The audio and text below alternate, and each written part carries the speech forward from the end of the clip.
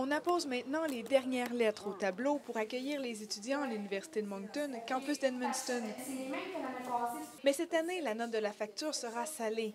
Les frais de scolarité ont augmenté une fois de plus dans cette province, parmi les plus chers au pays. Au moment présent, on ne peut pas rester inactif devant ce dossier-là parce que c'est quelque chose qui est préoccupant pour les étudiants parce qu'ils savent d'année en année qu'ils ont toujours à payer davantage pour accéder aux études. On est des petites universités un peu partout.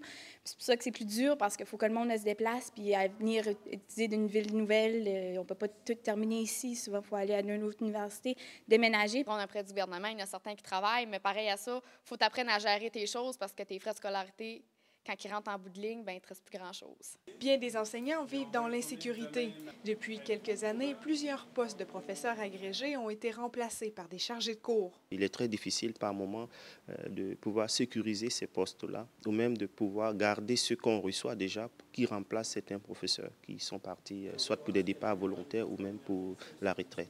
Ce qui pèse dans la balance des administrateurs. Généralement, c'est le problème financier, le budget qui revient toujours sur la table lorsqu'on essaie de mettre de l'avant les postes vacants.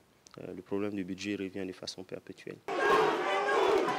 Le printemps érable guette aussi les Néo-Brunswickois. Les leaders de la coalition large de l'Association pour la solidarité syndicale étudiante, la classe, débarqueront au Nouveau-Brunswick pour rencontrer leurs collègues dans quelques jours. Ici, tant les universitaires que les professeurs ne croient pas que le mouvement social initié par les étudiants au Québec ne prenne de l'ampleur au Nouveau-Brunswick. C'est ce que nous verrons dans les prochains mois. Marie-Pierre Beaubien, à Edmundston.